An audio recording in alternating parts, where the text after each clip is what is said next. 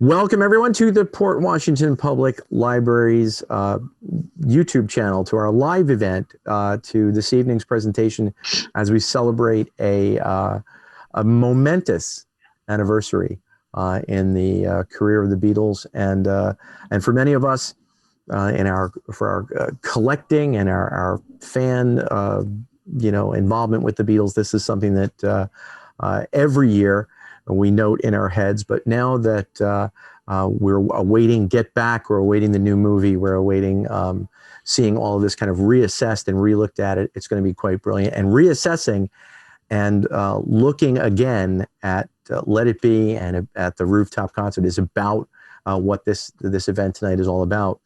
And it's going to come to us from the perspective of two people who have done some very, very, very fine work relating to the topic. And I'm talking about our friends Bruce Spizer and Eric Cash.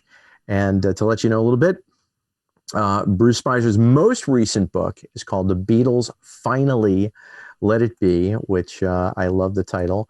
And I'm sure he'll talk a little bit about that. And Bruce's books tell the stories behind the Beatles' vinyl releases. His books basically contain the complete history of the writing and recording of all the songs, and selection of the singles in America, the compiling of the American albums, and the marketing of the Beatles to America. And he's going to talk about his most recent book. Again, those books are available at Beatle.net. I know that Bruce will certainly restate where you can get the books. They are wonderful. If you're a collector, they are an integral part of your Beatles collection. Eric Cash, if you have been to the Fest for Beatle fans, you absolutely know Eric's work and you've had the chance to enjoy it. He is an artist known for many styles, many genres, many mediums. To some people, he is a nationally known sports artist whose work has been seen at sports venues and galleries all over the country. Others, most of us, I'm sure here, know Eric's reputation as a highly talented Beatles artist whose works are displayed all over the world. And still more people know him as a commercial artist. And Eric's website is ericcashillustration.com. So without further ado, as I still keep letting folks in, I'm going to first find Bruce, because Bruce, I've lost you somewhere in my thing up top here. Where are you? Should I hit share screen? Will that work? That might. I've got to unpin me, and there we go. And there you are, and I'm going to pin you. Let's see. Bruce has started sharing this screen. All right, and then I'm going to hit From the Beginning, which is another Emerson, Lake and Palmer song, carrying on with that theme. Okay. So are you all seeing, are you seeing the cover of the book, The Beatles Finally Let It Be? Yes. Yeah, all right. So we're good to go. The name of the book is The Beatles Finally Let It Be. And toward the end of the presentation, you'll probably get an idea of why I came up with that title. The first thing is, an integral part of that book, of course, is the Rooftop concert. And here we see a wonderful CD booklet from a bootleg, and it says The Beatles Up on the Roof. And tonight we're going to talk about how the Beatles got up on the roof. And the simple answer is they took the stairway at Apple. But the actual story is a bit more complex than that. And it starts off with this scene here. And this is, by the way, this is an Eric Cash illustration that appears in a couple of my books. And this is, of course, Paul McCartney doing Hey Jude. It's a promotional clip that was done at Twickenham Film Studios with Michael Lindsay Hogg producing it. They also did a performance clip of Revolution. And the fun part about it for the Beatles was that Mal and Neil went out and got a couple of hundred people to walk into Twickenham. And so the Beatles had an audience for this. And Paul and the others, but particularly Paul, really enjoyed it. They had quit touring. They hadn't done anything like this for a while. And so shortly thereafter, in one of the music weeklies, we saw something pretty cool. And it said, Beatles to play a live concert, ? And Paul says, singing live is much more appealing to us now. So that was pretty exciting news, seeing Paul with his sheepdog, Martha. And the rumor was the Beatles would be playing a concert or two at the Royal Albert Hall. regardless of how many holes it would take to fill it. But you see NME coming out in October 5th of 68, Beatles concert report, and claiming that the Beatles had booked the Royal Albert Hall. Other artists like Mary Hopkin might be there. And Paul had been quoted as saying that he would like to perform on stage again following the reaction to the in-person TV appearance of the Beatles singing Hey Jude. A week later, there was another article in NME, and Paul basically said, oh, no, we're not doing the Royal Albert Hall, but we're going to be doing the Roundhouse. And so for the next several weeks, there was always news about the upcoming concert. And in November, you found out that the Beatles would be at the Roundhouse from December 14 to 21.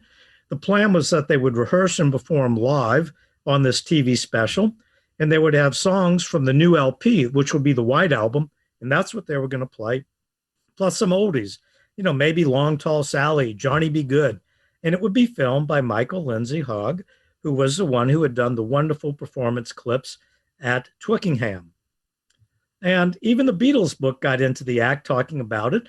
And they had a little deal, which they called a lucky dip, where you could win tickets to attend this performance. Obviously, they wouldn't be able to accommodate that many people because demand would greatly exceed it. And through the Beatles book, you'd get to go to the show. And the plans got put off because the Beatles were busy with things. But on January 2nd, the Beatles got together at Twickenham Film Studio. And here we see them in this humongous sound stage. It was a very foreign place to the Beatles, not like the friendly confines of Studio 2 at Abbey Road. It was cold in there. There were all kind of scaffolds and things. They had to do this in the morning rather than their sessions, which usually took place mid-afternoon all through the night. And the plan had changed. Rather than just rehearsing songs from the White Album, they thought, we'll learn some new songs, rehearse them, and play those. And here we see a shot behind the drum set. You can see the scaffolding. During the time, tensions began to arise, however. Not only were they out of their element, but John was showing up, often strung out on heroin, always with Yoko. And John was in a non-communication mode to where Yoko would do the talking for him, which really upset George. And George had enough. On January 10th, he walked out and temporarily quit the Beatles. And the Beatles met to decide what to do about this. And eventually George said, well, I'll go back to the sessions, but the rules have changed. No live appearance in the Roundhouse or anywhere. That's out. And I don't want to go back to Twickenham. Let's go to our wonderful studios at 3 Savile Row in the basement of Apple. And the Beatles had entrusted John's friend and electronical genius, Magic Alex. And Magic Alex was supposed to put together a wonderful studio for the Beatles. But when they got down there, they found out that it didn't work terribly well. And when they tried recording something, there was a big buzz that went throughout. And one of the engineers had said it looked like, you were inside a B-52 bomber. But anyway, they were able to throw this together. And here we see a shot through the glass into the studio. And they borrowed some equipment from EMI, and the Beatles were ready to literally rock and roll. George was much happier at this location. And after a day or so, he was even happier because he had invited Billy Preston to drop by. And when Billy dropped by, the entire vibe changed. Think about it. When you have company at your house, your family behaves better. After all, you don't want your friends to see you all fighting. And so that helped the vibe. And plus, Billy was a great keyboard musician. George was very happy now. Paul was happier. John and Yoko were content. And even Ringo had a sort of a smile on his face, probably the first time during the sessions. Paul had some great songs to work on acoustic guitar, such as Two of Us, and John joined in the fun. George had some nice songs to work on, such as For You Blue. Here we see John playing the Hawaiian guitar on it, and also some beautiful piano ballads such as Let It Be and The Long and Winding Road. Well, the problem with the film was it didn't have that big concert ending. And Ringo had mentioned that the Beatles were thinking of putting a garden up on the roof of Apple. And so Michael Lindsay Hogg said, well, let's go up there. And here you see them up there kind of checking out the site. And the idea is, well, could we do a concert from up here? And the idea was, yes, we could put some wooden planks down, put the equipment down there, and we could literally play to all of London. And so that became the idea. And on January 30th, today, back in 1969, here we see the Beatles getting ready to start the concert. The individual standing in front of them in the dark suit is Michael Lindsay Hogg. That's Mal Evans in the background, of course. And here we see the Beatles in action. It was a very windy day, as you can see, and it was 45 degrees Fahrenheit and also 45 revolutions per minute. And with the wind chill, it was probably in the low 30s. John was enjoying himself. George was enjoying himself. And this we're seeing Paul, and this is another Eric Cash illustration, which is in one of my books. Thank you very much, Eric. So throughout this talk, you're going to see some of Eric's wonderful Beatles illustrations. And then the police showed up because the neighbors were complaining. And so they had to shut things down. And John, at the end of it all, of course, said is wonderful. I'd like to say thank you on behalf of the group and ourselves, and I hope we pass the audition, which is just a wonderful way to end it all. Now, the British press did report on this, and the very first report was in the Evening Standard late edition on January 30th. And how British is this?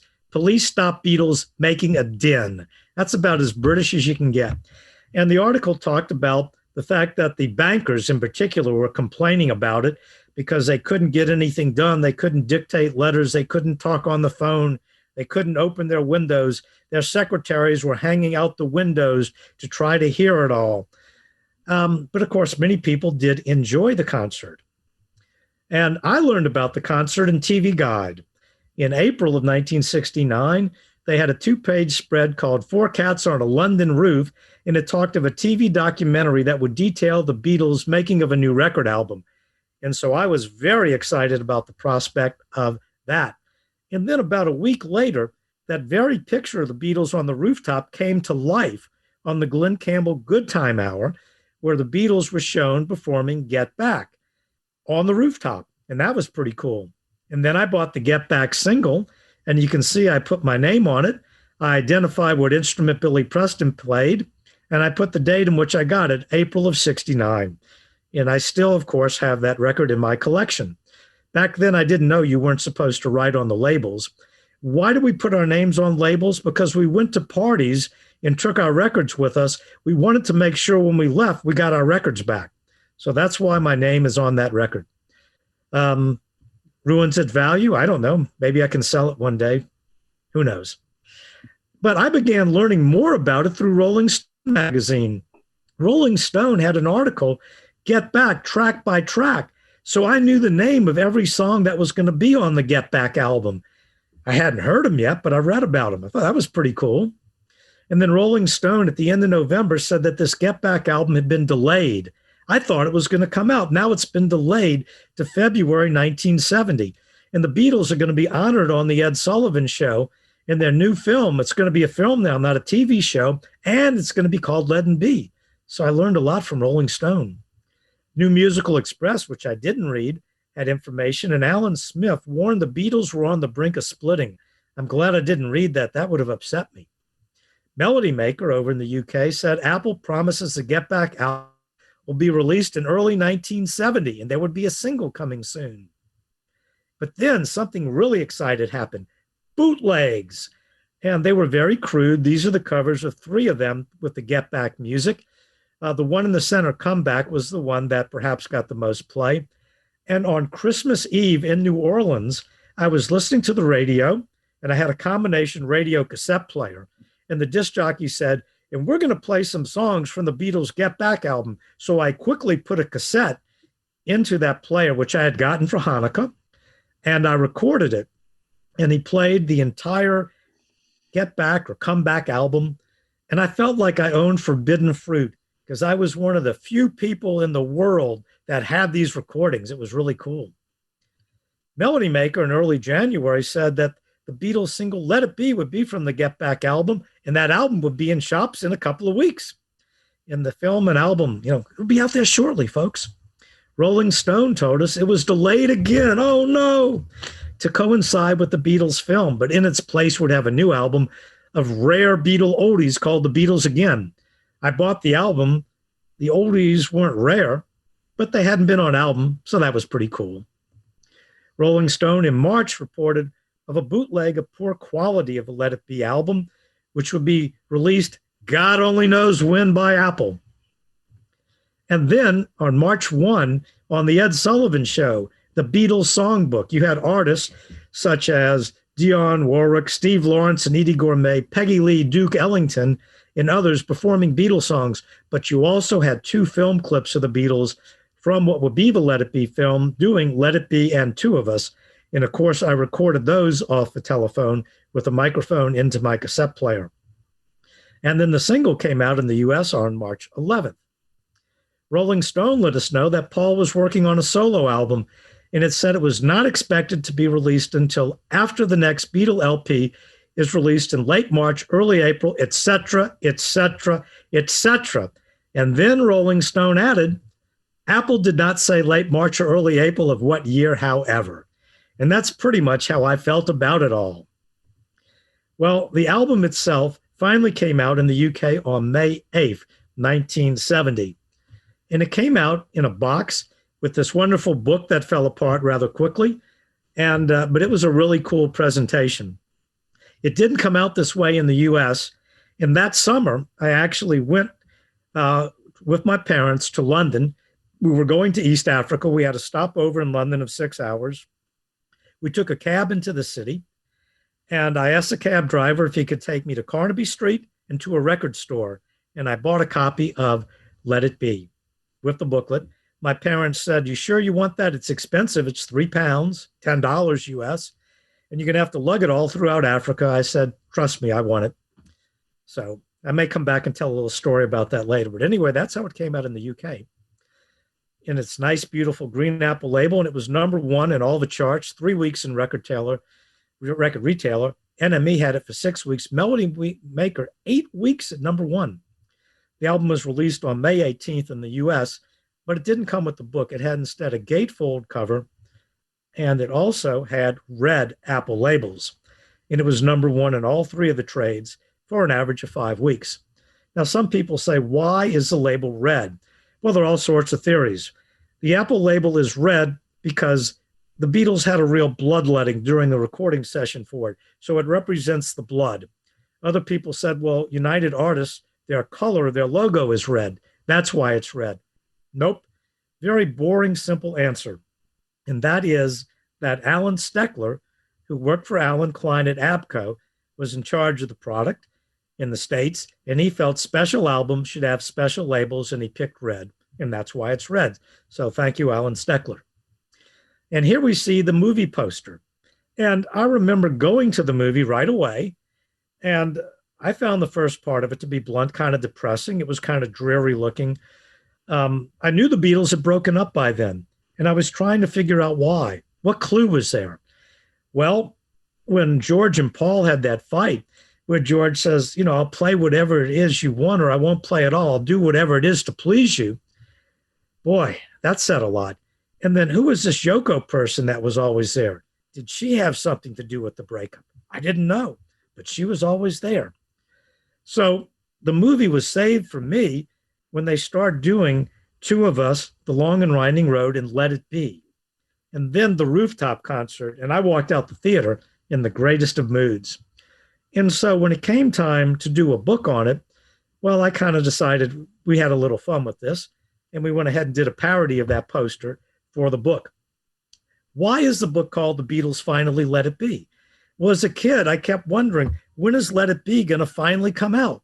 And so I decided that would be a good book title. Plus, what was the #1 question that would always be asked of Jeff Jones at Apple? When is Let It Be going to come out on video? And so then the Peter Jackson films announced, and so the Beatles are going to finally let it be. But alas, that gets delayed a year because of COVID. And when I heard that announcement, I decided to put my book out anyway, because I figured, well, people were going to want something at that time. So why not put it out? And so my book came out at that time. And of course, an important part of the book was the rooftop concert. You can see how much fun John's having up there. And an important part of the Beatles album series books, let me talk briefly about that. These are books that, as the name implies, cover albums. The first one was The Beatles and Sgt. Pepper, A Fan's Perspective. And I like that fan's perspective idea. So about an entire section of the book was devoted to fan recollections, where people wrote into me and said what Pepper meant to them. Very touching stories about how they listened to it with their family. And also musicians, of course, wrote things in because they were fans. We had a wonderful little From the Heart thing by Peter Tork. Pat Denizio of the Smithereens wrote a wonderful piece. A guy from the Royal Guardsmen of Snoopy fame, and Billy Joel even wrote a wonderful piece. And the book also covers how the songs were recorded, how things were done in the U.S., how we would perceive these in the U.S., the U.K., Canada, what was going on in the world, courtesy of Al Sussman, what was going on in music and film, courtesy of Frank Daniels, Bill King contribute, Pierce Hemingston, and all these other people. And then the next book was the Beatles' White Album and the Launch of Apple. And then another pun in a title, The Beatles Get Back to Abbey Road. In the fan recollection of this book, I was really very fortunate. I wanted to focus on the rooftop. And as you can see, these are what the fan recollections actually look like. They're just people send me things in and they do a nice little layout and put them in a scrapbook section of the book. Well, the Beatles on the rooftop, if we look at this photo, this will show you how lucky I was. See that man right there, Ken Mansfield, the man from Glad wearing that white jacket. Ken Mansfield, who was up on the roof because he was the U.S. manager for Apple. See that man down there with the red head, Kevin Harrington. He helped move the equipment for the Beatles, and there he is holding up the lyric sheet for Dig a Pony because John could never remember the words. See that person in the back, Chris O'Dell, known as Miss O'Dell to many through the B-side by George Harrison.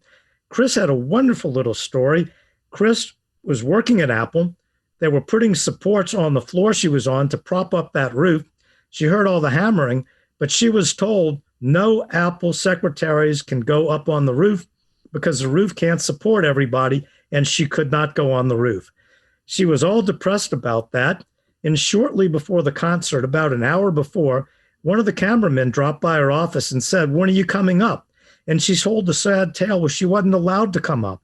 And he said, "Of course you are. You're my assistant." And so she went up there and pretended to be his camera assistant. And there she is on the roof. And then very also cool, we have somebody down in the crowd who did a fan recollection. And I believe she's in listening to us tonight. And hopefully we can talk her into giving us a little bit of words. So we'll start off with Ken Mansfield. Ken said, "You could have hosed me down with ice water and I wouldn't have left the roof on that cold winter's day. The Beatles went up those narrow steps without a sound check. They came back down with a soul check." So you see at the beginning when I talked about the Beatles and the stairs, there you go. Kevin Harrington said, "Looking at all those people who had started to appear on the opposite roofs and out of office windows was amazing. It seemed that half of London had come to see the boys play." Chris O'Dell, "Just before the police came onto the roof and ended the concert, I stood up and peeked over the edge at the crowd below. The look of wonder on their faces was something to behold." And then, who did she see when she looked down into that crowd? If she had looked closely, she would have seen Leslie Healy, a.k.a. Beatle Tripper. And she writes, "All of a sudden, I heard the unmistakable sound of Beatles music. After the first few chords, more people started streaming down Savile Row. As cold as it was, the music warmed my soul." So wonderful fan recollections, plus others that have nothing to do with the rooftop, but are great stories as well. So the book is called, of course, The Beatles Finally Let It Be. When I do these books, I do two editions. I do a standard edition, which sells for $30, and I do a collector's edition, which is signed and numbered and sells for $100. And it comes for all sorts. It's limited to 500, and it comes with extra goodies. And for the Let It Be book, we had this wonderful poster on the back. You see 8 stills from the film and the actual lobby cards from the United Artists film, and also, of course, a bookmark. And I said, I need something else really special. What can I get that's really special? And I remembered my good buddy Eric Cash. And I remembered we had talked in the past, about a decade earlier, about something. And I'll let Eric tell the full story. But I commissioned Eric to do a wonderful illustration of the rooftop. And I'm going to put that up right now. I'm going to leave that up for a second so you can look at it in all its glory. And with that, I'm going to click stop share, and I'll no longer be sharing. Now I'll go back to just being a face. And now at this point, I would like to turn it over to my good friend, Eric Cash, Beatles illustrator extraordinaire. Hello, all. Yeah, Bruce rang me up and wanted me to do something for him a couple of years ago, like 10 years ago, like Bruce said, for his Beatles on Parlophone. And okay, Eric has frozen there for a moment. Okay, you're back, Eric. Okay. I do that naturally anyway, so it's hard to tell if it's the computer or actually me. Eric, we froze your cash accounts.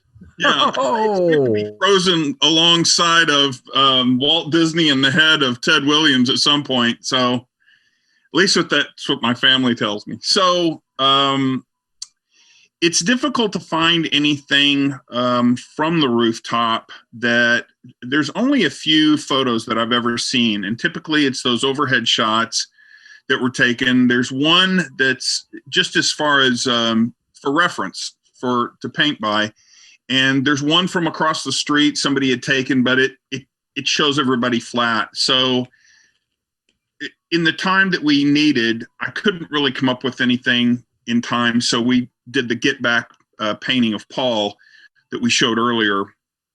But we had talked about it through the years about wanting to do this. So when he rang me up about this, I decided we're going to get this done. We're going to finally figure this out. And just in talking to Bruce, we had the idea about, I'd always wanted to do, since the Beatles, Rooftop is their final appearance for the American audience, I always thought that it would be cool to do a bookend of that image, bookended with their first appearance on the American audience, which would have been the Ed Sullivan Show. So I had done that painting with the arrows on it.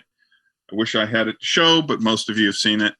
I could come up with it fairly quickly, but I wanted to do that same angle because it's an above ground shot looking down on them. So that's how it started. But it was really difficult trying to find images of them from that.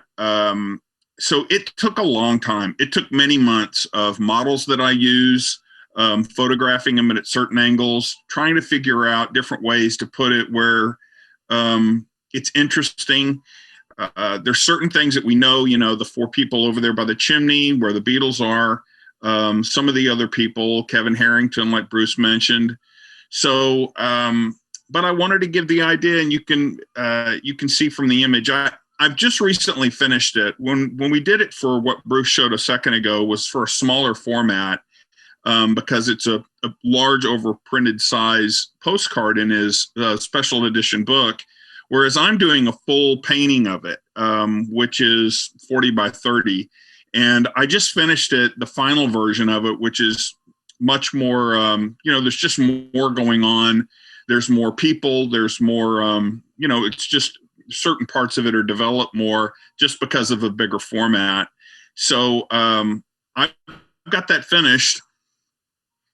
I could actually point to it. I think I have it down here, but I'm sure it would look bad on the light. So that will be available in about a couple of weeks. Prints will be on my website, and I'll put out a thing for that. And through Bruce's site, and I'll be able to post that. But I don't know. It's it's a passion for me to paint the Beatles. I'm not a musician, so this is how I sort of painting them as a passion that I can express just through my brush. Basically because I can't sing, talk live on a Zoom. many things. So, Bruce, why don't you fill in the gaps here for me? Oh, thank you, Eric. And it was when Eric told me about the idea, he sent me a rough sketch, and I did, and I was honest. I said, Eric, I really I don't know if I like that. And he said, well, let me send you something a little better to give you a better idea. And when I looked at that, I said, boy, Eric, that is perfect. And he said, so, it kind of bookends the Sullivan thing, Top of the World. And I said, fine, then this one will be called Top of the Apple. And that's what it ended up being named. And I got great feedback on it from all the people who have gotten the collector's edition and, of course, really like it. And I think Eric looks like he's going to try it. Is he trying to grab something now to show us? Big, massive thing. Oh, yeah, look at that. Look at that. Wow. But it's a big, massive painting. So, like I said, showing it in this light is bad. It's mostly dry oil painting. But I shouldn't have pulled that up because the lighting is bad. But we know how excellent it is, Eric. So I wouldn't worry about it. And so, Eric, we finally got it done. Yeah, absolutely. And I'm proud to say that will be hanging in my law offices in New Orleans in Suite 707, which, of course, it's Suite 707 because the Beatles arrived in America on a Boeing 707. Of course. And what's also fun about the two paintings that you did, that a good friend of ours who we talked to about earlier, Leslie, was actually at the Sullivan show, and she actually was in the street for the rooftop concert. So you and I were talking before there, other than John, Paul, Jordan, and Ringo, and I guess Mal and Neil, I don't think there would be many other people that were at both of those events. Do you think? Right. And now you think she's one of three people maybe still alive at all the events. That's true. That's it's an amazing thing. Tony, our wonderful host out there, Tony, is Leslie out there? Do you think we could bring her in and have her talk about being in the street that day? Well, if Leslie is out there, she can certainly feel free to unmute herself. I'm going to see if I can find her. I'm scrolling down. Our attendees are listed alphabetically, and I don't see Leslie. I'm here. Leslie's there. There's Leslie. Listed under Matt and Leslie. It's my husband's listing for Zoom. And what is it under? I'm sorry, Leslie. It's Matt, M-A-T-T, and Leslie. Matt and Leslie. Let's see if we can find you, because if we can, let's see if we can get a visual. Oh, goodness. We can see her. We can see her. Oh, okay, we can. All right, hold on. So let's see if I can feature you, Leslie. Hold on. Well, go ahead. I'll let you guys chat, and when I find Leslie visual, I'll bring her up. That's cool. As Bruce knows, I think I'm the Forrest Gump of the Beatles. Yep. Because I was very lucky. I was the right age, the right time, and I was able to secure a ticket actually to the dress rehearsal of Sullivan that Sunday afternoon, where they taped the third week's show. So I got a double dose. And that day I was 14 in ninth grade, and I said, I'm going to go to England and meet the Beatles. And of course, everybody said, you're full of it. I said, watch me. So I worked after school. I saved every penny. In July 67, I'm on my way to England. Very long story short, I Beatled for almost 14 years in England. I was able to secure a green card, and I worked. And I did meet the Beatles many, many occasions. And I was at the right place at the right time again on Savile Row. And I had my big bearded collie dog, who probably weighed about 50 pounds, with me, because I'd take him for walks occasionally. And I'd always end up somewhere around something Beatley, and something was going on. So I stuck it out in the cold. And as soon as the music started, I mean, there was no way you could not identify. It was the Beatles. And it was so different, because I'd been to probably a half a dozen Beatle concerts, 64, 5, 6, and you couldn't hear anything, but you could see. And this time I could hear clear as a bell, couldn't see a darn thing. And I wasn't brave enough to go climbing with my 50-pound dog on my side. And it was just amazing. I mean, who knew that that would be the last time they would perform together? It was It was tremendous to be there. As Bruce said, I was there in the beginning. I was there at the end. And I've nicknamed myself Beatle Tripper because one day when I'm rich and famous and get my book out like Bruce, the name of my book's going to be Beatle Tripper. And I'm insisting on an autographed copy. And I'll do the cover. Surely can, both of you. And Eric, I want one of those pictures. That's going to be gorgeous on my wall to go back next to Sunday night, which is another one of my faves. I've got one for you with your name already on it. Thank you. Fantastic. Thank you so much for sharing that, Leslie. That was brilliant. So this is great. So how are we doing? Would we like to see if there are any questions from the audience? I had noticed I had one that some people had asked me about what my next book was going to be. I will tell you that I am currently working on 3 different books, and I haven't decided what the order will be. But there are 3 different books in the album series that I am working on, and looking, of course, for fan recollections for different things, and I'll have different topics. Right now, we have looking for help because we want some help, and then after that, we might stay in the film groove and look for Magical Mystery Tour and Yellow Submarine and things like that. But I anticipate doing this for a while. I had retired a few years ago, but I'm kind of like the Who, it's the farewell tour that won't go away. So hopefully you all are enjoying them. We've got a question that says, thanks again for hosting this fabulous webinar with the fab capitalized, of course. The question is regarding the 42-minute rooftop concert. It says, many of the original articles about the forthcoming Get Back movie talk about the complete 42-minute rooftop concert being included. The implication being it'll be part of the Get Back movie. The person says, I'm skeptical that this will actually be released. What are your thoughts? This is Ron Falcone asking that one. Yeah, I mean, I hope they do it. I think this movie has the potential to be longer than the, Let It Be film that came out. And I think it will be a bit longer. And also, I think there will be a expanded edition home video version. At least I hope so. I'm not doing this from inside information. I haven't been down to New Zealand or anything crazy like that. Unfortunately, I have not seen an advanced screening other than the 5 minutes that everyone else has seen.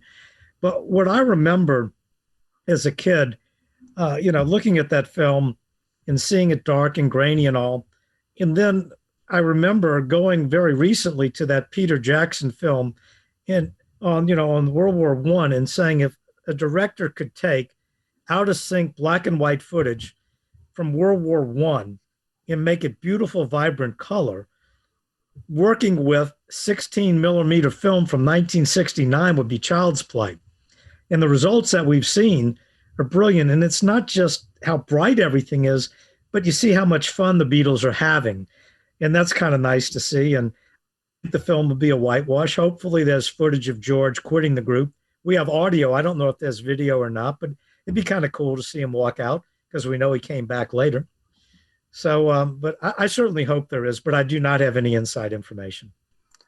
Okay, for our next question, this is from Marty. Speaking of George, opinion on George Harrison's limited participation on the rooftop. No George song played on the roof, limited singing on the rooftop, etc. Any thoughts on that, Bruce? Yeah, it was George's decision. He did not want to do anything on the rooftop, period. It wasn't that John and Paul said, we're going to do our songs and forgot about them. He just let it be known, I'll participate, but I don't want to sing anything up there. Okay. And then Ron was playing off our Emerson, Lake and Palmer with You're a Lucky Man. This question we do know, Ron is asking, will the Let It Be movie also be released? This part, and if so, will the multi-tracks be used for the scenes at Apple Studios? Well, I mean, we know that the film will be re-released, and the question is, they're not just putting it out as is. I'm sure it's been restored. Probably Peter Jackson has his crew on it, so it will look a lot better. And I would imagine that they will use some multi-tracks. Probably have hopefully there'll be a 5.1. We certainly are in the situation now because of COVID-19, where certainly Giles has the time to do a lot more than he had before. So, we very well may get like a 5.1 of the old Let It Be film, and of course a 5.1, and maybe even a Dolby Atmos for all we know of the Peter Jackson film. Yeah, and we've seen there was a copy that was going around for a while of the Let It Be film, where the minute they arrive at Apple, it goes to stereo. So we do know that stereo tracks at least exist for all of the Apple, and I equated it kind of to with the Wizard of Oz when it went from black and white to color all of a sudden. So let's see. A great line here. Our friend Dave Thomas said, the original project was delayed. The reissue has been delayed. This project is just a big problem. And someone else, Tim, said, good point, David. This project 50 years later caused an international pandemic. What a mess. And that's why my book is called The Beatles Finally Let It Be. Absolutely. Great question here. This from Jennifer Sandy. She says, based on what you have read or heard, do you think that the Beatles were able to complete what they set out to do on the rooftop, or do you think that the police cut it short? Well, I don't have a copy of the set list, but I think the fact that they were replaying songs, I don't know if there was really anything else. They certainly were not going to do Across the Universe up there. And I think they were just sticking to some of the newer numbers. So they pretty much hit the highlights. I mean, they couldn't do For You Blue but if you look at the picture that Eric did, you will notice that there is a table up there. And there's also a case that's shaped like that Hawaiian steel guitar. So I think it's possible that, while George didn't want to do it, I think the equipment managers did bring up that so that if George had wanted to do it, he could have got out his acoustic guitar and they could have done For You Blue up there. Wow. I think they were hoping to be dragged off the roof. I think originally, they had talked about it and they were kind of disappointed that the cops just sort of turned and walked away. I read an article. I guess I heard it was an audio. The cop that's in the front that kind of looks like Mick Jagger, he was new to that beat. He used to work at another beat, and so he had that business section. And he said that was only his second day. Huge Beatle fan, young guy. And when they had to go up there, he took his time because he didn't want it to stop. And he also didn't really want to tell him to stop playing, but his supervisor was with him, and he had to be, toe the company line. But I think all of them, you see them turning around, you see the Beatles turn around looking at the cops, hoping, hey, hopefully they'll pull me off the mic, and they kind of just melted away, Ringo in particular seemed to express his great sorrow with not having been dragged off the kit kicking and screaming, which I love. Well, he was, Ringo was actually arrested for A Hard Day's Night, so maybe he wanted to get arrested again. Right. We have another question. This one, and I'm not sure if I'll be able to get her video back up in time. This one is actually directed to Leslie. It's a question for Leslie. Leslie, from down on the street, were you and the others aware of what was going on with the police trying to shut the Beatles down? So if you can bring yourself back on. Yes, because in the middle of the music, about 6 bobbies entered Apple, and you saw the people, I'm not sure who it was, because I'm sure no people in front of me, but somebody was trying to not let them in the Apple door, and eventually the cops busted through. The bobby, in my British accent, the bobbies busted through and probably made their way up the stairs, and the rest is what you saw on the film. But we kind of had an idea that the party was going to be over relatively soon. Unfortunately, it stopped everything.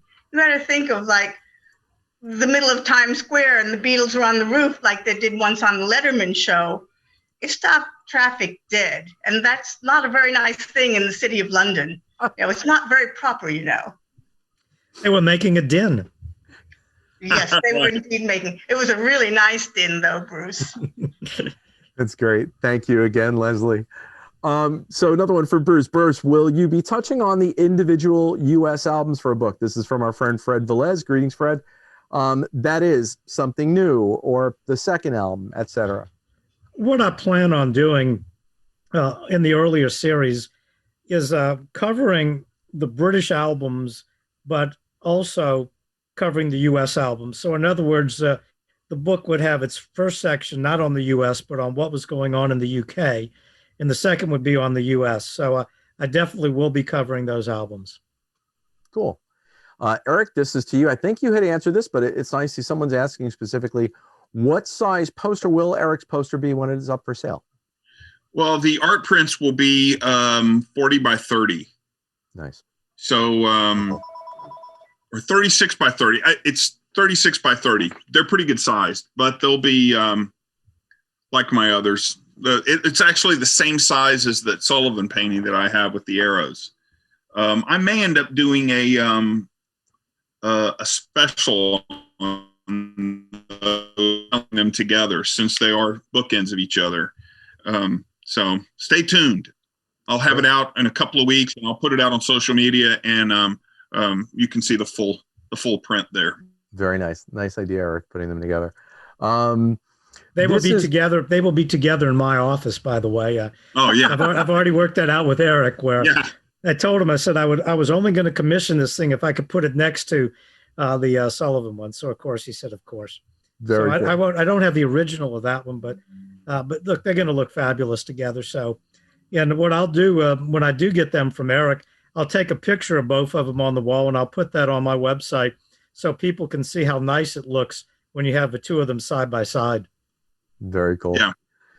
Ron Falcone was asking, or just sort of making a comment, where when we asked about the 42-minute rooftop concert being part of the film or not, Ron is commenting, could it end up being an add-on like the Shea concert? Reference to the Shea Stadium concert being an add-on at the end of showings of 8 days a week in the cinema. What do you think, Bruce? That's certainly possible, but I kind of hope they put it in the film proper. I would agree. Yeah, absolutely. Now let's keep going. What is this here? This is from Big Da is the screen name. Do you think it was okay for Paul to tell George how to play? My opinion has changed over the years. Now I feel like, who tells George how to play? Not even Sir Paul. Go ahead. I think, at the time, Paul, out of all the Beatles, knew what he wanted in his mind, and he was determined to get it. And he really didn't, he wasn't as diplomatic as he should have been, but I think it was important that the songs sound the way he wanted them to sound. John was kind of the opposite view. I've written this song. What ideas do you guys have? You want to try a swampy sounding piano and come together, Paul? Oh, that sounds good. We'll do that. So I think John wanted contributions from the others, whereas Paul really wasn't looking for help, because in his mind, he knew what he wanted. There were when he would say, go on the drumming, I want you to do this. And also, I don't necessarily think George always resented it. I mean, look, for Taxman, George could have insisted it's my song, I'm going to play lead, but, Paul was playing something that sounded good, and George, hey, go ahead and run with it. So, Paul could have been more diplomatic, but I think but you think about it, they're in their 20s. How diplomatic are 20-year-old? They don't care. They grew up together. They didn't, they could probably say to each other anything they wanted and probably not get his feathers ruffled. George talks about it, I think, in the anthology. He's like, I think there's a picture of us having a row. And really, when Paul said that to George about the guitar, that was only in a rehearsal. That wasn't, when they were trying to work out the song, and it wasn't a big deal. And they both commented, that wasn't even an issue for them to put it on there. It's like, it makes us look bad. I mean, like you said, they're family members, they're bands. You have to have conversations like that in a band. Yeah. And I always will question whether or not there was something of an agenda in Michael Lindsay Hogg's original cut of the movie. And, knowing that the Beatles were coming to an end, maybe the film was cut in a way to almost accent what was happening at the time. Well, he wanted to give people something to talk about. Absolutely. And he also, the other scene in there that's a bit notorious is the one where Paul's kind of talking about all these different ideas, and you can kind of see that, John's almost like rolling his eyes out of boredom behind it, and that snuck in. So I think, the basic idea behind it was, not too much whitewash anything, just to show what actually happened. And those things stuck out in his mind, so he featured them. Yeah. I think also as a young filmmaker, you see all the Beatle movies, they're always fun and madcap. And I think he wanted to do this serious looking film. And I mean, because you see the images from the Peter Jackson film, how much fun they were having. How could you leave John and Paul dancing out of the film? Mm-hmm. He had to have been doing that on purpose to try to say, oh, this isn't madcap. This is a serious documentary. This is serious filmmaking. And to his credit, won an Oscar for it. Right. But, I don't know. My thought was always that when you see how much fun they're having, it's like, I'm not going to make another madcap Beatles flopping around movie like all the others. So that was kind of my take on it. But I mean, no one would ever think that it was so negative had it been made in 1967 and they hadn't broken up. I mean, you could have edited that film, how a band stays together and works productively together. You could have edited it in any different way. I think because it came out after they broke up, already you go into your thinking, like you said, Bruce, we're going to find out what broke them up. Oh, there it is. There's the fight. And that fight, a lot of people for years thought that George walked out because of that fight. Nothing to do with it. Because of the fight with Johnny he'd had earlier at lunch. Yeah. It just, Yeah, George might have been rolling his eyes back a little bit too, because, in that era when George was willing to give up that solo on Taxman, that was before George was being, lauded by the likes of Bob Dylan and the band, and watching the band work together in this kind of casual format that they did. So George might have just rolled his eyes a little bit at Paul's comments, I think, partly because George had seen a little bit of another world, kind of outside the Beatles by then. But like you said, when you're a band, that's what goes on. When he's in the room with the other three Beatles, he's the guitar player. When he leaves that room and goes anywhere else in the world, he's a Beatle. And the focus is on him. I mean, you walk into a group called The Band with Dylan, it doesn't matter who's in there. There's a Beatle in there. So no wonder he got treated like a king. And then he comes back and he's just the lead guitarist. So, but I don't know. So much, I don't know. Yeah. So many stories. Very, very well put. Good question here, but I think, Bruce, you probably have already sort of addressed this idea. Very simple 3-word question from Jim. Why Peter Jackson? Well, I think that people have seen the tremendous work that he does. Obviously, Apple's trying to get people that are talented. They got Ron Howard to do the 8 days a week. Not only was he talented, but he also had a name recognition. Peter Jackson, I mean, my goodness, they're always trying to get recognition with the young, hip people. And after the, Lord of the Rings trilogy and The Hobbit, I mean, everybody knows who Peter Jackson is, respects him. And, plus they line this up with Disney for the distribution deal. So Apple is not trying to maintain the base. Apple is always trying to expand the base. And that's the thing about it. That's why they did, the video game. That's why they did the show in Vegas. That's why they're, brought in Ron Howard. That's why they're doing something with the Disney Channel and Peter Jackson. They always want to expand that base because they know that people like us, we eventually are going to die. And they want the Beatles music to live on forever, which I believe it will. As I've said, Louis Armstrong, Beethoven, Bach, Schubert, the great music, Glenn Miller, is always timeless. And the Beatles music is right up there with it. Absolutely. Couldn't agree with you more. From Alexi to Bruce, in addition to the new books, are there plans to digitize the remaining books from the original series? I would love to see the Apple books digitized, as I still treasure my print copies. I probably will do a digital version of the Apple book. I've actually started it, and then I stopped working on it when I started doing the album series. So I do think at some point in time it'll come out when I catch my breath. But, when I do the digital books, I do them as a revised and expanded edition. So it'll have additional information, particularly like the VJ and Capital books have a ton of new information in it. So even if you have the print books, the digital books are worth getting because there's tons of new information in them.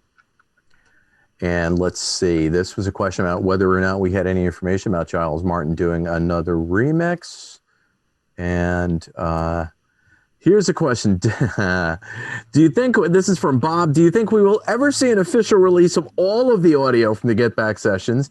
Do you think Paul or Ringo would be interested in curating it as an integral part of the Beatles' history? No. No. Everyone, it's all out there. What I'm hoping is that maybe the next generation will make everything available. Yeah. You know, people have talked about, think if you had a streaming service where you could just stream anything by the Beatles, you know, take 5 of Revolution, done. You know, who knows? Yeah.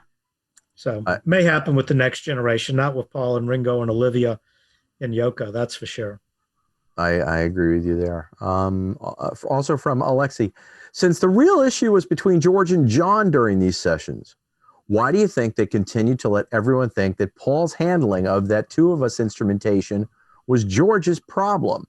Yeah, they had the clip of whatever it is that will please you, I'll do it, but it seems they left Paul holding the bag for what was really George's winter of discontent. So interesting there. Yeah, well, by the time the film came out, the Beatles had broken up, and Paul was the one who said he quit the group. He was the villain. Yeah, he was the villain then. So to the world, everybody thought Paul just walked out and did it. Yeah, I mean, if you see the wonderful Ron Howard film, there comes that name again, Apollo 13. You have the daughter of one of the astronauts. She's staying in her bedroom. She's mad at Paul for quitting the Beatles. But if you look closely, there's a mistake in that film. They did a wonderful job of the Saturn V rocket and the LEM, you know, and all that other stuff.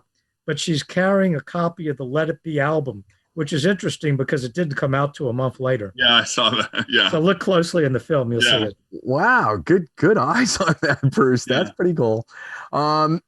I don't know if we really know the answer to this, and if any of us do, we probably can't really let it out. But is there any evidence that there will be a remixed, remastered 5.1 version of Revolver anytime soon? All I can say on that is I hope so. And I will say the same. And I think I know that it's something that a few people in the higher echelon have on their wish list. So maybe we will see. Let's see. From Mark Zutkopf to everyone.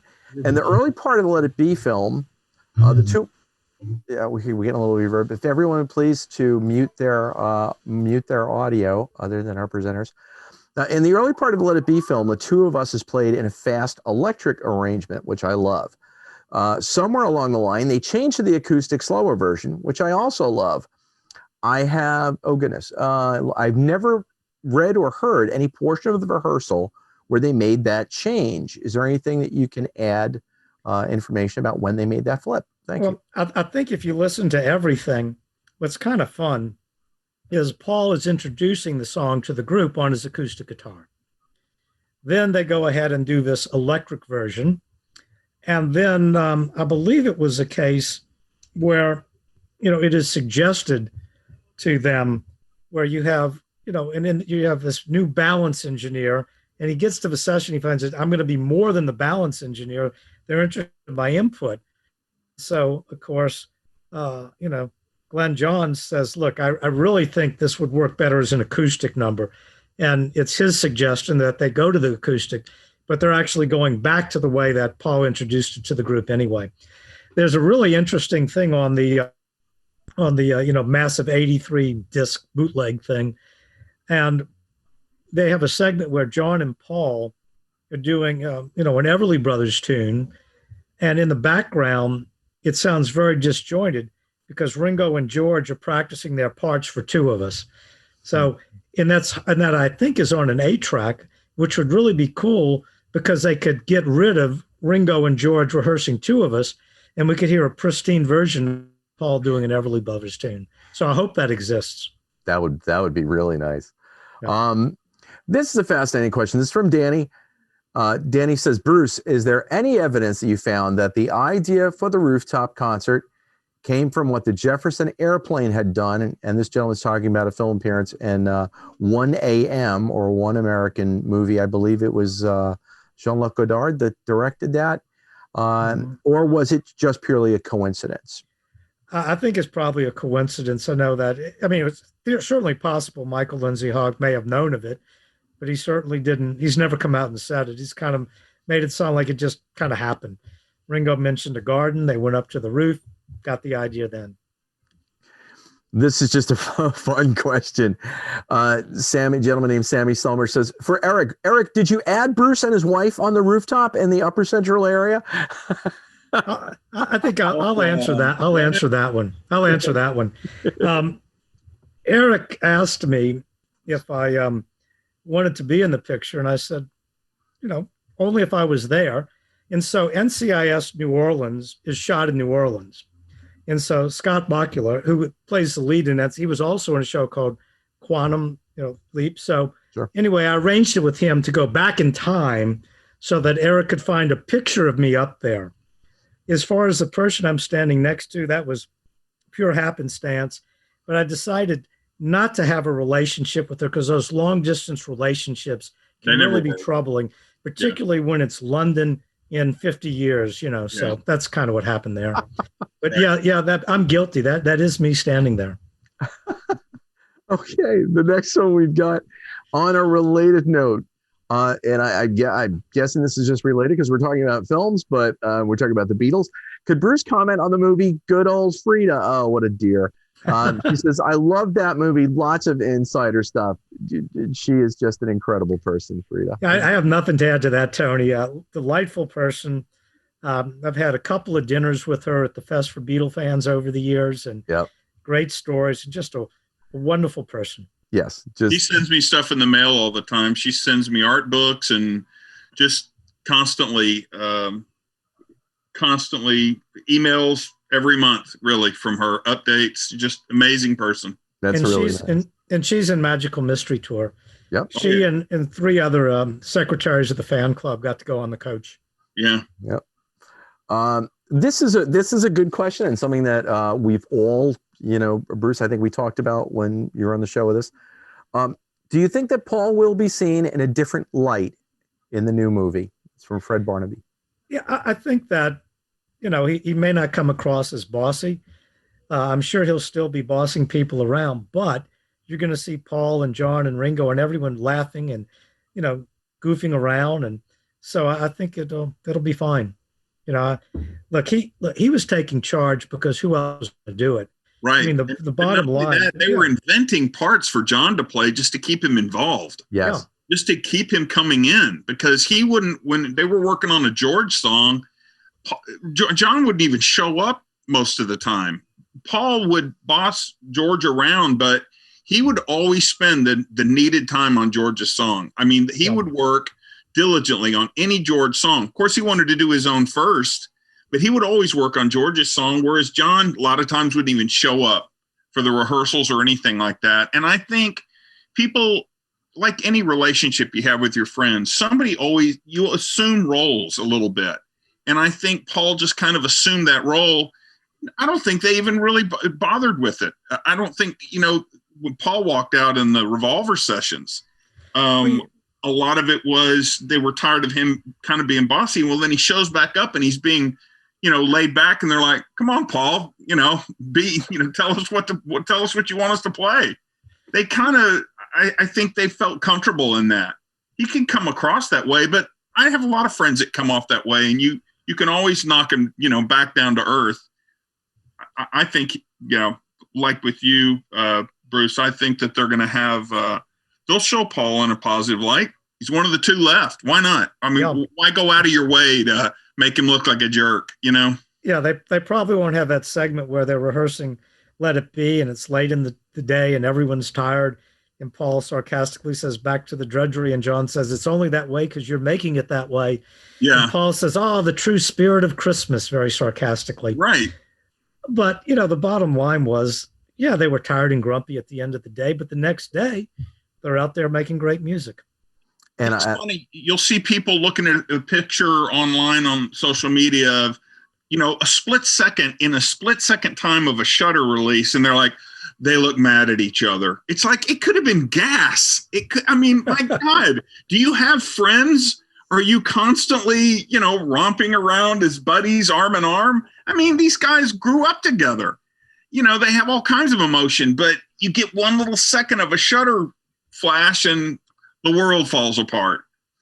And I think we'll be probably happy with the fact that, from what we've seen in that 5-minute trailer, there's a lot of footage that I think we're going to see from Apple Studios. And I think Apple versus Twickenham is going to be very, very different. That drudgery of, as you talked about, the Beatles being there from, in a certain amount of time and being there early in the morning. And that's not something the Beatles at that time of 1969 were used to.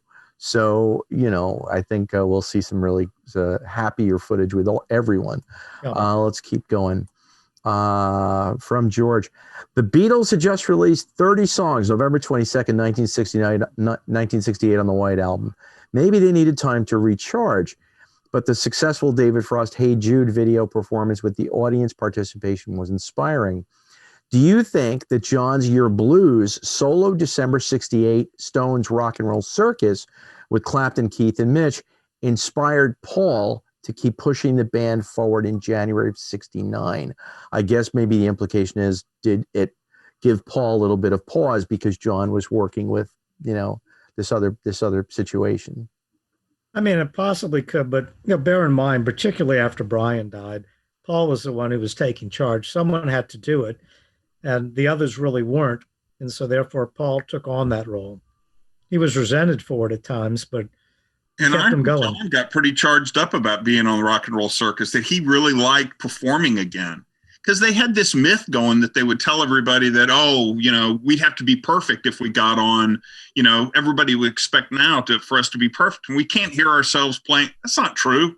He had a great time doing the Rock and Roll Circus, and you can see on the rooftop, they're having a blast up there playing. Mm-hmm. They cut their teeth on performing in front of an audience. Look at all those hours they spent in Germany, in the cavern. I mean, most bands need that feedback from the audience. You take that away, and you've taken a huge part of a band away, especially a group like that. And I don't know. Sounds like you do know. The next one, this is one. Wow, I think at every question session, this question has to come up. From Rick Jones, any relation to Jeff Rick? Rick says, will Paul McCartney ever okay the release of the Beatles song Carnival of Light? Okay, I will tell you this much. I was over at Abbey Road years back, and I happened to walk into Alan Rouse's office.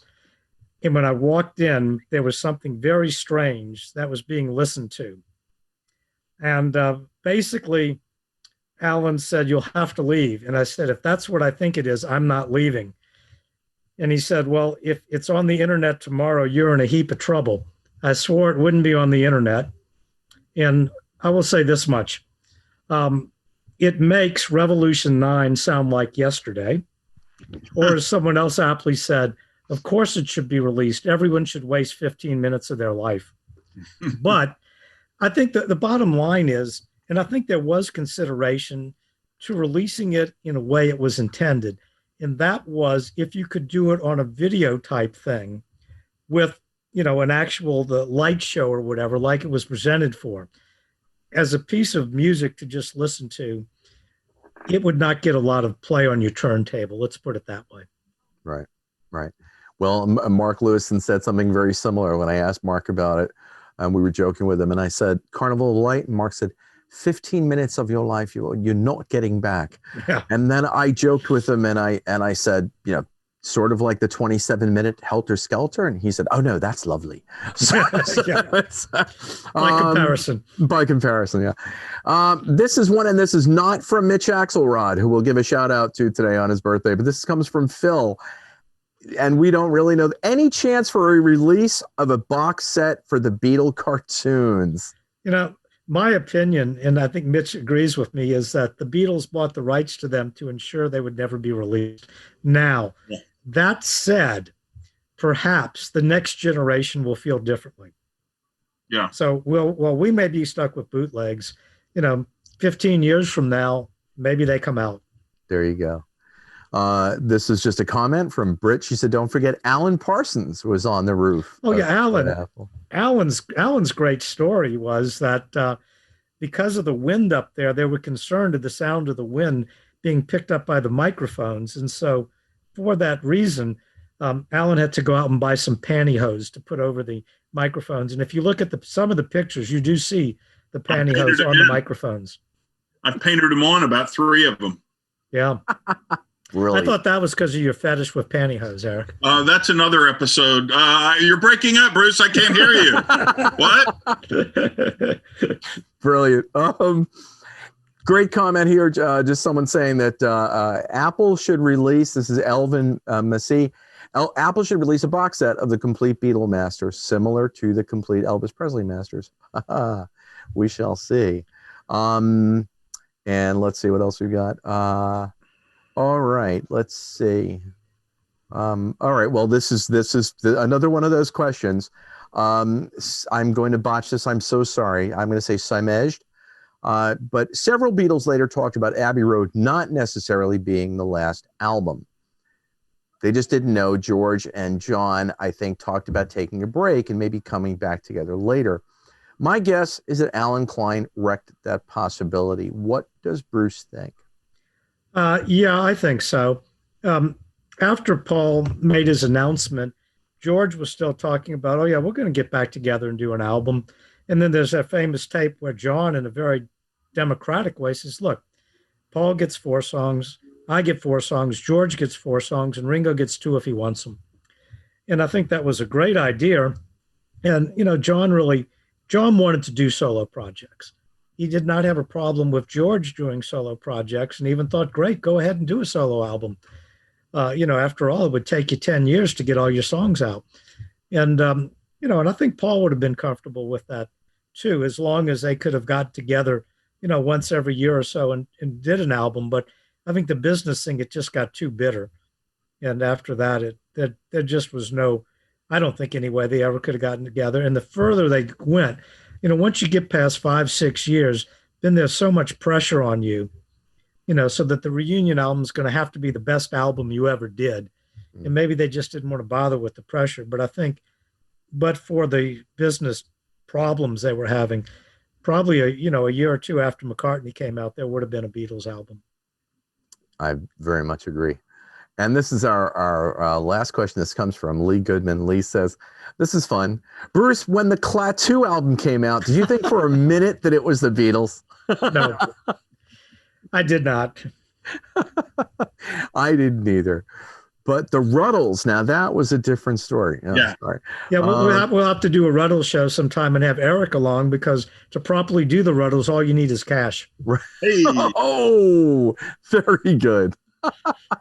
Good night, folks. Well, that is it for our questions, and you know, this was so much fun, and I want to absolutely thank Bruce Spizer and Eric Cash. I want to thank both of you for lending your knowledge and your talents to our evening here on Zoom through the Port Washington Public Library. And I will mention that this will be available on the Port Washington Public Library YouTube channel.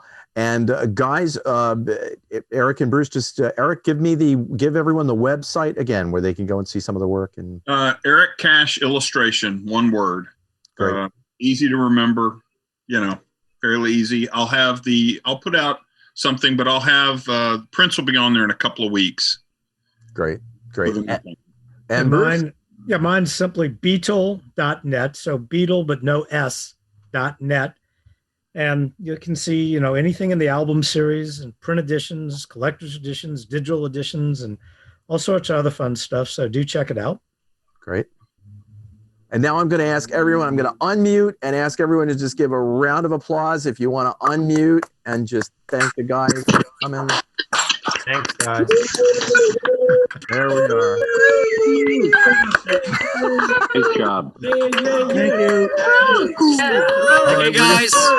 Bravo! Don't go to the ladies' bathroom. Don't go to the ladies' bathroom. Thanks a lot. Really cool, man. Thanks, everyone. So I'm going to ask I'm going to ask the guys to unmute themselves again. So Eric and Bruce, if you want to unmute, you can. And I figured that was sort of sound a little Revolution number 9-ish, I think. Yeah, Kind of cool. So again, thank you everyone for coming out to the Port Washington Public Library and to thank you, Tony. Thank you, Thanks, Eric. Tony. Thank you, very Bruce, much. and everyone for participating and asking the great questions.